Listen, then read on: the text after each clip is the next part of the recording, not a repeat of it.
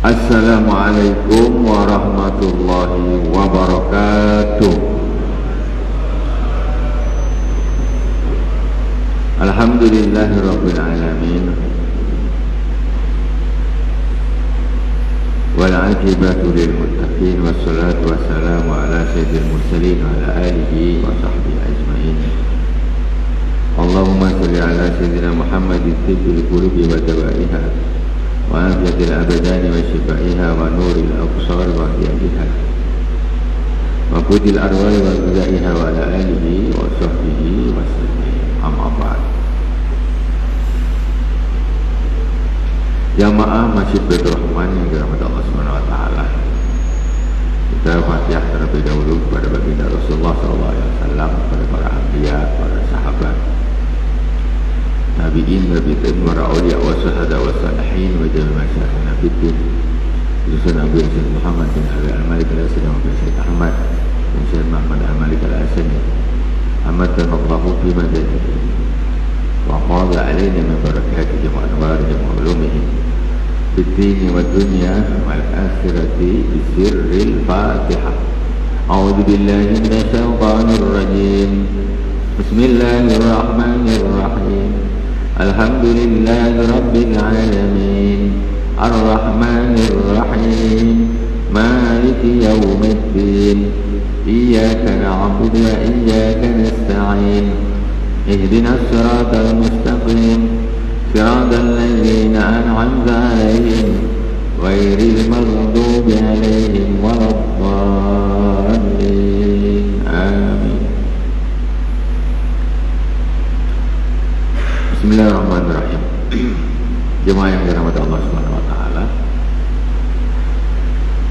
Pagi ini, subuh ini kita akan mengambil hikmah dari seorang soleh sangat ma'ruf, yaitu Al-Imam As-Sari As-Sakati. Bali yang sangat ma'ruf, masyhur. As-Sari As-Sakati. As-Sari As-Sakati wa As-Sari bin Maghras As-Sakati Al-Imam Al-Qudwa Syekhul Islam Abul Hasan Al-Baghdadi. Wulida fi hududi sittin wa mi'ah. Beliau adalah seorang imam yang dijadikan panutan Syekhul Islam Al-Baghdadi, tinggalnya di Baghdad. Baghdad itu zaman dulu itu kotanya aulia, kotanya ulama. Pusat peradaban Islam itu dulu di Baghdad, pernah di Baghdad. Kemudian dimusnahkan oleh Holako. Holako menyerang Baghdad, menaklukkan Baghdad. Seluruh kekayaan khazanah Islam, kitab-kitab diambil semua oleh Holako. Kemudian dijadikan jembatan di sungai. Jadi orang-orang bikin jembatan pakai beton, Holako bikin jembatan pakai kitab, bikin tangga untuk nyebrang sungai. Sampai sungai pada waktu itu di Baghdad warnanya hitam karena tinta orang zaman dulu tak macam sekarang, dia pakai macam gini, kena air pun tak luntur. Yang dulu tintanya tuh dia tulisnya gini, dia ada macam tinta ini dicelup, nanti nempel di ujungnya ini, dicelup apa dia. Ini zaman tahun 90-an. Pertama sekali saya mondok masih kayak gitu, masih ada di pesantren. Jadi tak pakai pena gini, pakai itu gitu. Tintanya itu keras, dia sebesar ini, warnanya macam tembaga, dia dibosok. Kemudian hitam, baru nulis. Itu tahun 90-an masih ada. Tahun sekarang santri-santri nggak telaten ini, enak yang pakai made in Jepang sekarang, langsung pegang langsung kata pakai gini lama kali. Dulu masih itu tahun 90-an. Jadi setelah itu banyak sekali kekayaan khazanah Islam yang musnah dan sebagian diambil oleh Eropa. Maka akhirnya penemuan-penemuan apa yang aslinya ada di kitab-kitab khazanah Islami akhirnya diakui oleh Eropa. Itu kejadian yang pertama. Kejadian yang kedua, Islam di Andalus. Andalus sekarang Real Madrid juga Andalus, Barcelona, Granada. Granada itu kan dulu Granado. Granado itu kota zaman kejayaan Andalus. Andalus dulu sangat pesat Islam di sana. Orang-orang Eropa tuh istilahnya kuliahnya lah bahasa sekarang. Kuliahnya di Andalus, orang Eropa. Bule-bule tuh lari ke Andalus cari ilmu dari orang Islam. Kemudian dihancurkan oleh Raja Ferdinand dan Ratu Isabella yang menghancurkan Islam di Andalus. Sayangnya jadi lagu pula, Isabella adalah itu pula, padahal dia penghancur Islam di Andalus. Islam dulu hebat. Sekarang terbalik, orang Islam bangga kuliah di Amerika, bangga orang Islam kuliah di Inggris. Weh, bangga betul. Dulu orang Amerika, orang Inggris, orang Vatikan, orang kuliahnya di Andalus. Nah, tapi kemudian berbalik. Jadi kita sekarang kayak hebat-hebat mereka daripada kita. Dalam kedokteran Imam Ibn Sina itu kedokterannya istilahnya sedunia di zamannya nomor 1 Imam Ibn Sina, nggak ada Eropa bisa mengalahkan. Sekarang orang nak bikin operasi apa pergi ke Eropa karena lebih canggih lagi ini itu dan sebagainya. Umat Islam mestinya kalau dunia nggak dapat fokusnya ke wiridan, wirid apa ya, ini sains tak dapat, wirid pun tidak, ayo taklah dapat absolut, merosot semuanya. Lain korupsi ramai-ramai, aduh banyak. Nah, sekarang kita akan belajar dari Imam Asy'ari As-Saqafi.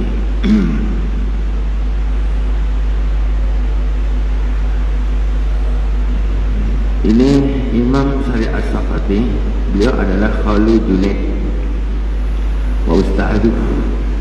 Dia adalah pamannya Imam Junaid Al-Baghdadi. Imam Junaid Al-Baghdadi ini paling besar, masyhur juga. Jadi ini cerita Khalu Junaid wa ustadz. Qala ghazawna Ardar-Rum. Wulida fi hududi sittin wa mi'ah. Beliau ini lahirnya Imam Asy'ari As-Saqafi ini di perbatasan tahun 160, berarti sekitar 1000 berapanya, 1200-an lebih, 1300-an tahun yang lalu. Beliau ini dengan kita selisihnya 1300 tahun, masih di periode tabi'in. Dua yaumul Thulatsa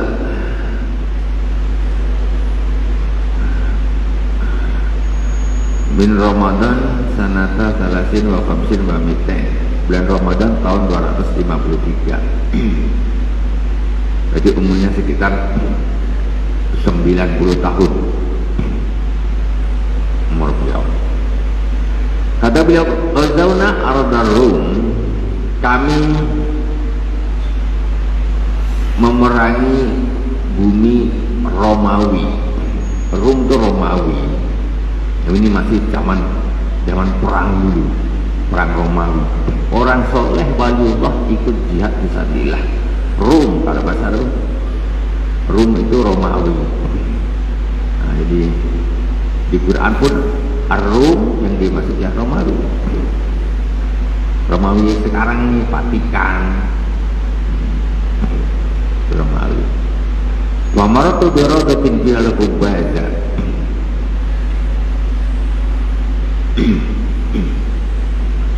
Kemudian aku lewat melalui satu taman. Di taman situ ada banyak suatu tumbuhan. Pada waktu itu tumbuhannya makruf lah. Kubaz namanya kubaz, kubaza. Tumbuhan itu makruf lah di zaman sana, zaman itu. Wahajarin manfurin fihi ma'u matar. Dan aku juga menemukan ada sebuah batu, terus batunya ini apa kita bilang belobang. Apa kalau dia tak sampai lubang apa namanya? Kalau lubang kan tembus semacam belobang gitulah, berapa macam lumpang gitu. Karena terkena tetesan air hujan. Fakultu la'in akatu yauman halalan fal yaum wajatu akulu minal kubaza wa asrabu minal ma' faidha hadikun yahtibu bi ya syari panafaqah allati balagta biya ila huna min ain. Beliau ketika dia melihat ada tumbuh-tumbuhan ini zaman apa namanya nih, waktu zaman dulu tak seperti zaman sekarang. Kalau zaman sekarang nih tanah ini dah kaplingan semua. Ini punya bapak bulan, punya bapak bulan, punya bapak bulan, sampai laut pun dipagar, nah, dimiliki. Zaman dulu hutan belantara itu bebas. Nah, siapa nak apa ada makan di situ bebas. Ini mestinya masih bumi yang tanah yang bebas. Jadi beliau ketika lewat di situ ada tumbuh-tumbuhan, kemudian dia lihat ada batu yang berlubang karena tetesan air dan airnya menggenang di atas batu. Kata beliau, lain akatu yauman halalan fal yaum. Kalau aku katanya mau makan satu hari makanannya halal, maka hari inilah katanya. Ini zaman 1300-an tahun yang lalu. Kalau aku nak makan halal satu hari, nah, ini hari ini lah katanya. Dari mana? Aku makan tumbuh-tumbuhan tuh. Kubaza itu tumbuhan tapi yang boleh dimakan, tapi ini punya umum lah, punya masih tidak ada punya. Kemudian air yang menggenang di batu tuh, batunya di tanah yang umum, airnya juga hujan dari laut, bukan PDAM. PDAM dia melalui banyak urusan, PDAM ini itu segala macam ada campur aduk. Ini air muda. Sekarang ini dah yang aku makan. Wajal tu aku minal kubaza wa asrabu minal ma'. Jadi aku makan apa air apa tumbuhan-tumbuhan itu dan aku minum dari air ini halalan thayyiban. Aman. Tengok bagaimana mereka orang-orang soleh mementingkan makan yang sangat apa ini bagus, maksudnya halalan thayyiban.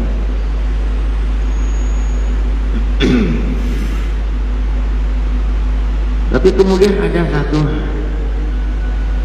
semacam apa nih, ya ilham lah dari Allah Subhanahu Wa Taala. Dia mengatakan, ya Sari, panafaqatu allati balagta biha illa huna min ain. Jadi dia bilang, aku kalau nak makan yang halal inilah aku makan hari. Nah, kalau inilah aku makan. Terus sebanyak ada yang bilang, Sari, terus yang kau tuh bisa datang sampai di situ dari mana? Maksudnya dari mana? Kau memang bisa makan ini. Ini memang betul halal thayyiban betul. Tapi kau datang ke sini, kau datang ke sini kalau pakai apa, lewat apa dan sebagainya, pakai apa gitu. itu tetap susah maksudnya nih untuk bisa betul-betul 100%. Jadi mesti ada nyangkut-nyangkutnya. Nah, naik kemudian naik mobil atau naik apa, masih ada urusan dengan transaksi duniawi dan ini dan itu segala macam. Jadi mau murni betul-betul halalan thayyiban dari langit itu susah, tetap akan tergesek ke sana dan ke sini. Tapi beliau ini memang dari sini, beliau ini memang adalah orang yang sangat-sangat menjaga apa yang akan masuk ke dalam perutnya. Karena kalau tidak masuk barang haram di dalam perut atau subhat, habislah ibadah kita, habis haji ke, umrah ke, puasa ke, sholat ke, semuanya habis. Kalau perut tidak dijaga, habis, tidak ada cerita. Makanya kata Rasulullah SAW, kullu lahmin nabata minal haram fannaru aula bih. Setiap daging yang tumbuh dari barang haram, maka neraka lah yang pantas baginya. Tengok, Masya Allah, sampai makan haram sampai jadi daging, jadi darah, jadi sperma, jadi anak, jadi cucu. Kemana tuh? Apa tak susah untuk menjadikan anak yang soleh ketika bapaknya sembarangan cari makan? Maka barang haram, barang subhat itu dia akan menjadi darah dan akan menjadi sperma dan akan menjadi keturunan kita. Jadi efeknya tuh kemana-mana kalau masalah makan haram, kemana-mana yang ibadah yang jalan sebagainya. Tapi jadi daging pun neraka lah, mau masuk ke surga macam mana? Wong barang haram kok mau masuk ke surga, ya tidak mungkin. Makanya neraka lah yang paling pantas. Itu baru segi syariatnya. Kerugian secara hakikat banyak, seperti yang seperti ini.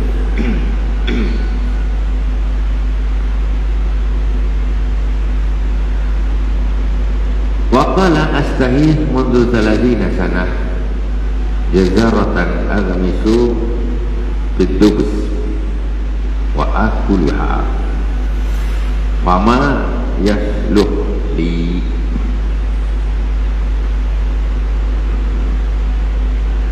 Katanya aku kepingin mulai dah 30 tahun ya, semacam makan daging dicelup yang macam ada kuah gitulah, apa ini apa namanya ya, makanan zaman dulu lah, kuliner lah bahasa sekarang, kuliner zaman 1300 tahun yang lalu di Baghdad. Aku yang makan daging terus dicelup pakai kuah. Nah, terus aku makan, pingin 30 tahun kepengin makan. Tapi aku misalnya nggak bagus, maksudnya nggak pantas begitu. Maksudnya ya nggak pantas, maksudnya gimana? Ya itu adalah hal yang ya nafsu dan sebagainya. Tidaklah. Kau pengen tapi ditahan. Jadi tidak makan karena nafsu, tidak makan karena nafsu. Orang-orang saleh makan tidak karena nafsu. Kalau kita makan harus nafsu, kan gitu. Kalau tak nafsu tak makan. Apa yang atas sedap, pergi sana yuk. Ya. Nanti malam sahur apa bu? Pokoknya yang sedap, yang nafsu kita nak makan. Orang zaman dulu orang soleh makan itu tak boleh nafsu. Jadi ketika tangannya nak ngangkat nak masuk ke mulut nafsu tak jadi. Jadi makan kita harus karena Allah. Kalau kita nak makan tak nafsu, beli obat nafsu makan, biar nafsu kan terbalik tidak. Ini kita berbicara tentang macam mana orang soleh. Sehingga kita ini tidak hanya kepada kebiasaan orang awam, karena orang awam ini jauh lebih banyak daripada orang soleh. Jadi hal-hal yang sebetulnya tidak bagus tapi sudah menjadi satu kebiasaan awam, itu hanya kita ngikut. Terutama di bab puasa sekarang ini. Bab puasa sekarang. Puasa itu namanya al-imsak, itu menahan hawa nafsu. Tapi kita ini bukan menahan hawa nafsu. Kita cuma nahan tak makan. Siang hari tak makan tak ada. Tapi malam hari kita tak tahan sama sekali. Kita umbar habis-habisan nafsu. Habiskan. Biasa tak ada makan barang-barang buka bersama. Wah, makan pun sampai buang-buang. Tak biasa masak ini, tak bisa beli ini. Kita itu makna imsaknya tidak ada. Jadi justru di bulan suci Ramadan kita ini justru bukan menahan hawa nafsu, tapi mengumbar hawa nafsu. Makan itu kan hawa nafsu, bukan hawa nafsu ini bukan urusan perempuan saja. Makan itu bukan urusan perempuan saja. Makan hawa nafsu bukan urusan perempuan. Makan itu termasuk juga urusan hawa nafsu. Karena sekarang nih pembahasan atau definisi hawa nafsu sekarang ini sebanyak dikerucutkan hanya untuk urusan perempuan, laki-laki perempuan. Sehingga yang lain ini dianggap oke aja, tak ada masalah, boleh. Padahal itu hawa nafsu. Tapi bagaimana seorang Imam Asy'ari 30 tahun dikebikin makan sedap, kata dia, tak boleh kan, ditahan. Yang gitu kembali makan termasuk hawa nafsu dan harus ditahan. Pangkat, jabatan itu hawa nafsu, duit hawa nafsu. Ketika itu kita tidak anggap hawa nafsu, maka kita anggap itu biasa. Jadi mencari semangat ambisi untuk kekuasaan. Tengok kalau dah gitu, halal haram pun ditabrak juga. Wakalah. Jadi intinya apa bulan suci Ramadan? As-sawmu al-imsak. Puasa itu artinya al-imsak, menahan hawa nafsu. Itu mau siang mau malam. Karena Ramadan itu bukan cuma siang. Emang Ramadan cuma siang aja? Bulan Ramadan itu cuma habis subuh nih sampai maghrib, malam tak Ramadan. Ramadan juga. Jadi al-imsak ini tetap menahan hawa nafsu. Makanya kata Imam Ghazali, Allah yastakbira min al-ta'am waqtal iftar, di antaranya pesannya kalau kebaik puasanya bagus, kalau buka jangan banyak-banyak. Kata beliau, kalau buka jangan banyak, jadi nafsu itu tetap ditahan. Terus makan ketika berpuasa dalam 24 jam harus lebih sedikit daripada ketika tidak puasa. Harus lebih sedikit. Itu namanya menahan hawa nafsu. Betul kita siang tak makan, tapi malam makan dia jauh lebih banyak daripada ketika tidak berpuasa. Tak masuk. Hitungan matematika tidak masuk. Orang berpuasa kok makannya sama banyaknya seperti orang ketika tak puasa. Itu tak masuk definisi puasa. Orang puasa mestinya kan lebih sedikit. Kalau sama, puasanya tidak ada gunanya. Mestinya lebih sedikit. Jangan sampai puasa Ramadan selesai pas hari raya Idul Fitri tambah gemuk-gemuk. Nah, itu jelas. Itu puasanya itu gagal. Kenapa? Karena puasa tapi mengikuti hawa nafsu. Mana puasanya tak ada. Mana puasa? Mau puasa katanya puasa kok tambah gemuk. Waduh, baju langsung sempit. Mana? Tidak masuk. Jadi kita makan kita itu terlalu karena nafsu. Ini yang harus dihilangkan. Maksudnya, bukan tak boleh makan sedap, boleh makan sedap. Apa pula tak boleh? Boleh makan sedap, tapi jangan sedap. Tak boleh. Ini apa harus dijaga. Kita makan tuh biar berpahala, karena niat supaya untuk menjaga badan, ya bisa tegak, bisa sholat, bisa kerja, itu saja. Kalau dah gitu Gak ada bedanya antara tempe dengan asam pedas, tak ada bedanya. Tidak ada bedanya tahu goreng dengan ikan tiga rasa, gak ada bedanya. Itu baru orang yang betul-betul makannya memang karena Allah. Maksud ini bukan karena nafsu. Yang penting aku makan ini pun hidup, aku makan ini pun hidup juga.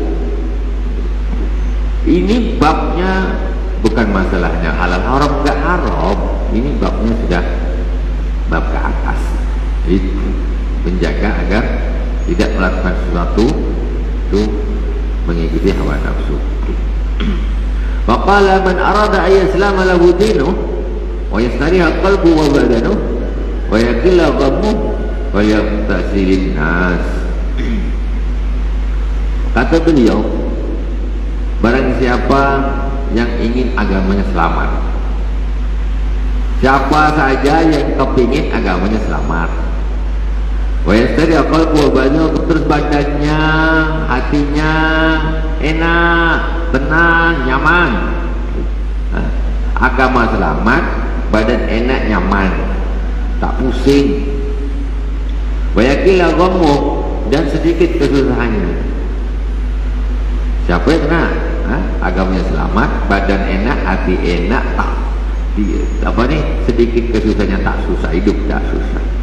Falyaqtasilin nas, falyaqtasilin nas, maka adalah dia menjauh dari orang-orang, menjauh dari orang-orang. Orang yang paling banyak susahnya itu orang yang paling banyak campur dengan orang. Orang yang paling banyak susahnya itu orang yang banyak berurusan dengan orang. Dengan ini masalah, dengan ini masalah, dengan ini masalah, pusing palu apa, banyak urusan dengan manusia. Tapi kalau tak banyak urusan dengan manusia, tak ada urusan, hati tenang, agamanya pun selamat. Kalau dah campur dengan orang ini, kadang-kadang tak sholat gara-gara orang lain, tak puasa gara-gara orang lain, terpengaruh. Dia nak sholat, tengok kawan, kawan ni kalau tak ajar tak ada yang malu pula, nanti aku dipanggil ustaz pula kan. Sholat mak tak jadi puasa itu juga. Kalau kan kerja tak puasa, dia padahal nak puasa, malu jadi tidak berpuasa. Terus kesusahan memang banyak urusan dengan orang akan banyak pusingnya, banyak dari nas, maka adalah dia menjauh dari orang-orang. Ya sekedarnya saja. Kullu dunya fudul illa khamsat kisal. Semua dunia ini adalah kelebihan, kecuali kelebihan atau berlebihan, kecuali 5 perkara. Nomor 1, khubzun yusbi'uhu, roti yang mengenyangkan. Ya, roti mengenyangkan, maksudnya makan yang memang dibutuhkan oleh badan. Ini bukan termasuk yang berlebihan dari dunia. Wa ma'un yurwi, dan air yang mengenyangkan, menyegarkan. Air, makan, maksudnya secukupnya. Wasabun yasturuh, baju yang menutupi, menutup aurat. Wa baitun yakfi, dan rumah yang mencukupinya. Punya rumah, bisa makan, pakai baju, minum. Wa ilmin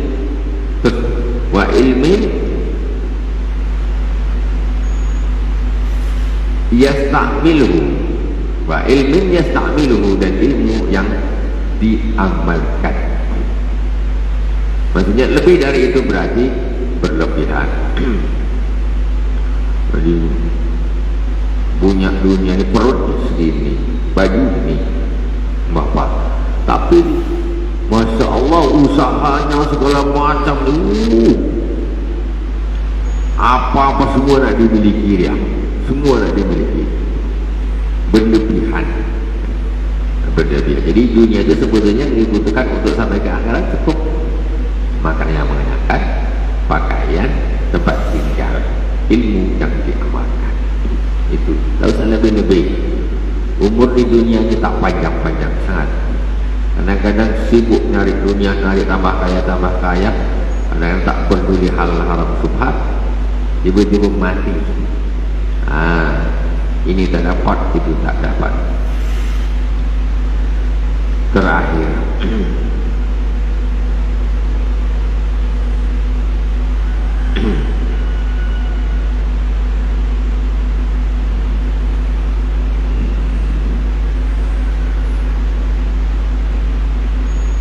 qala man lam ya'rif qadran ni'am suliba min la ya'lam wa man hanat al masaib akhraja sawabaha. Barang siapa yang tidak mengetahui nilainya kenikmatan sulibaha min la ya'lam, maka nikmat itu akan dicabut darinya, dia tidak tahu.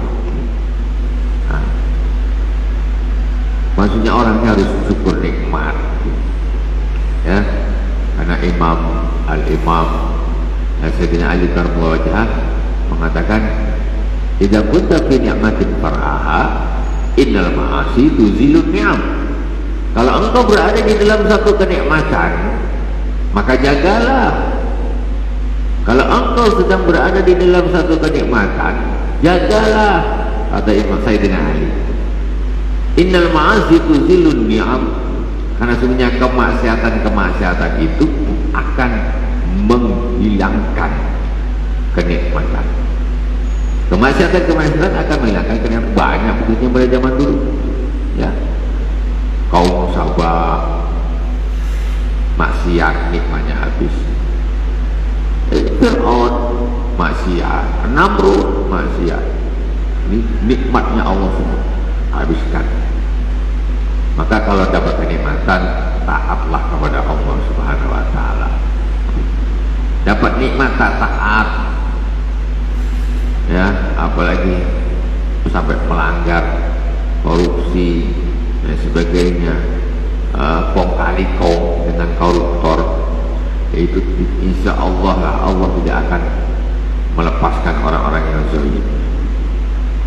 Tidak ada. Wa man hanat alaihi masaib akhraja sawabaha. Barang siapa yang menganggap musibah itu adalah ringan, jadi kalau dapat musibah ini dianggap itu hal yang ringan, bukan aduh susah ini. Nah, ada musibah apa dia tenang, sabar, maka dia akan menjaga pahala, maksudnya dia akan mendapatkan pahala. Orang dapat musibah, ada yang tambah jauh dari Allah, ada yang tambah dekat dari Allah. Kalau dia tidak sabar, nggak ridho, 2-0, sudah susah kena musibah, justru dia dapat murka Allah Subhanahu wa Ta'ala, 2 kali kena. Tapi kalau orang sabar, justru itu dia akan mendapatkan pahala. Innallaha ma'as sabirin, sesungguhnya Allah bersama orang-orang yang sabar.